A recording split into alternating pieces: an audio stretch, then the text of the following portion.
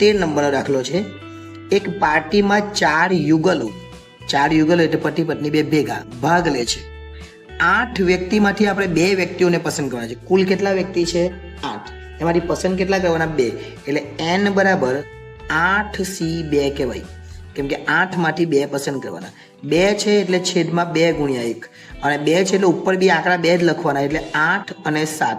જો 3 હતો તો 3 ગુણ્યા 2 ગુણ્યા એટલે ઉપર 6 બી આવશે, બરાબર. આ 56 ભાગ્યા 2 કરી નાખવાનું, એટલે 8 સતમ 56 ભાગ્યા 2, એટલે n બરાબર કેટલા આવે? તો n બરાબર આપણને આવે 28. આ એક વસ્તુ થઈ ગઈ. આગળ પતિ પત્ની હોય એક દાખલો ગણવાનો, એક પુરુષ અને એક સ્ત્રી હોય બીજો દાખલો ગણવાનો, અને એક પુરુષ અને એક સ્ત્રી હોય પરંતુ પતિ પત્ની ન હોય એવો ત્રીજો દાખલો ગણવાનો. તો પહેલા દાખલાની વાત કરીએ. પહેલા દાખલામાં આપણે શું કીધું? પતિ પત્ની હોય, તો એ નામ આપીશું આપણે ઘટના A. એમાં લખીશું આપણે પતિ પત્ની હોય. પતિ પત્ની હોય એવા કેટલા છે? તો પતિ પત્ની હોય એવા 4 જ કપલ છે, એટલે કે 4 યુગલ છે. આ 4 માંથી કોઈ પણ એક હોવાનું, એટલે આપણે લખવાનું m બરાબર 4C1. આ 4 જે છે પતિ પત્ની 4 છે, કુલ પતિ પત્ની કેટલા છે? 4. એમાંથી કોઈ એક પતિ પત્ની હોવાના, એટલે 4C1, એટલે m બરાબર કેટલા આવે? તો m બરાબર 4 આવે.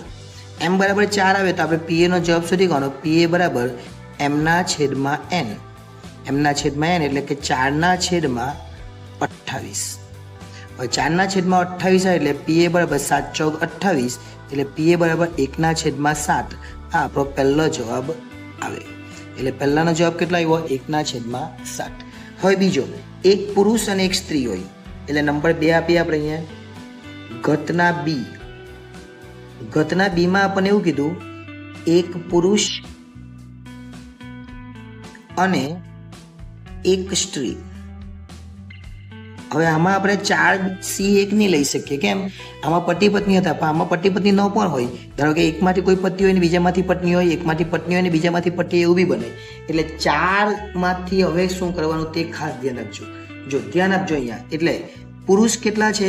તો પુરુષ 4. આ જે છે 4 યુગલ છે. 4 યુગલમાં શું કહેવાય? 4 પુરુષ કહેવાય અને 4 સ્ત્રી કહેવાય. એમાંથી એક પુરુષ અને એક સ્ત્રી, એટલે 4 પુરુષમાંથી 1, અને એટલે ગુણાકાર, અને 4 સ્ત્રીમાંથી 1, એટલે 4C1 અને 4C1. 4C1 એટલે 4 અને 4C1 એટલે પણ 4. એટલે આપણો m નો જે જવાબ આવવાનો હોય એ m બરાબર આવે 16. કેટલો જવાબ આવે? m બરાબર 16. અને આ જવાબને કહેવાય PB. PB બરાબર m/n. m કેટલો આવ્યો? તો 16. ત્યાર પછી n કેટલા છે? તો 28. હવે એને આપણે કરી નાખવાનું, એટલે 4 × 4 અને 7 × 4, એટલે 4 4 નીકળી જાય. તો આપણો જે જવાબ આવે છેલ્લો PB બરાબર એ આવે 4/7. આ બીજો જવાબ આવી ગયો. એટલે બીજો જવાબ પણ એકદમ સરળતાથી આવી જાય. હવે દાખલા નંબર 3 ની વાત કરીએ. એક પુરુષ અને એક સ્ત્રી હોય, એટલે આ દાખલો.